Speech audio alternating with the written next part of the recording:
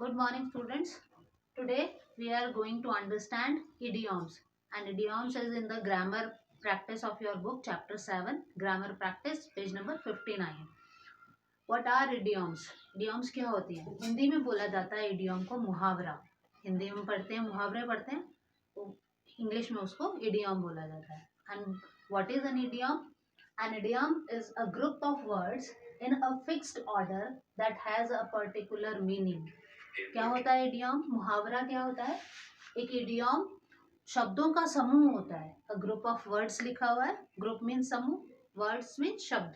शब्दों का समूह होता है इन अ फिक्स्ड ऑर्डर. और कैसा होता है? एक नियत क्रम में, फिक्स्ड ऑर्डर में. ऑर्डर किसको बोलते हैं? क्रम में. एक मतलब पर्टिकुलर ऑर्डर बना होता है उसका, ये उसके बाद ये उसके बाद ये. एक फिक्स्ड ऑर्डर में शब्दों का समूह होता है that has a particular meaning, जिसका एक विशेष अर्थ होता है. ठीक है, मीनिंग मीन्स अर्थ, पर्टिकुलर जिसका अपना एक विशेष अर्थ होता है.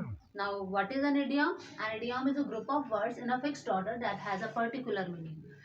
मुहावरा जो है, इडियम जो है, शब्दों का एक समूह होता है. एक नियत क्रम में, फिक्स्ड ऑर्डर में शब्दों का समूह होता है जिसका अपना एक विशेष अर्थ होता है. क्लियर?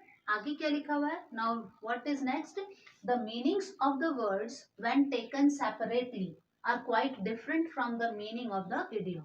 मतलब जब ये जो शब्दों का समूह होता है इडियम में, एक मुहावरे में जो शब्दों का समूह होता है, जब हम उन शब्दों के अर्थों को अलग अलग देखें, सेपरेटली अलग अलग देखें, तो उन शब्दों का जो अर्थ होता है वो इडियम का जो अर्थ होता है, जब हम इडियम का अर्थ देखें, उस मुहावरे का अर्थ देखें, तो उससे बिल्कुल अलग होता है, डिफरेंट होता है.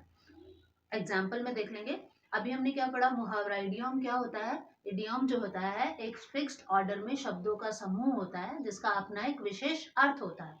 और अगर हम एक इडियम में जो वर्ड आए हुए हैं उनका अलग अलग अर्थ देखें, अलग अलग मीनिंग देखें, तो वो उनका मीनिंग बिल्कुल अलग होता है उस इडियम के कंपैरेटिवली. इडियम का मीनिंग देखें कि ये इडियम का मीनिंग है मुहावरे का, और फिर उन अलग अलग शब्दों का अर्थ बनाएं तो वो बिल्कुल अलग होता है. ठीक है, क्लियर? एग्जाम्पल से और क्लियर हो जाएगा. Let's take a look on the example. Could not make head nor tail of it. ये एक इडियम है, ये एग्जाम्पल है इसका. इडियम है could not make head nor tail of it.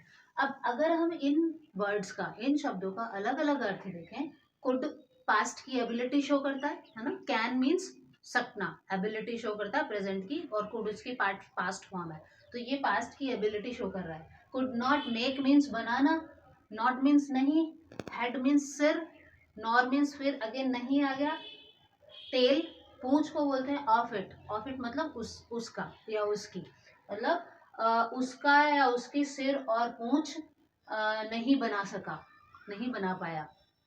अगर इन शब्दों का अलग अलग मीनिंग देखो तो ये है.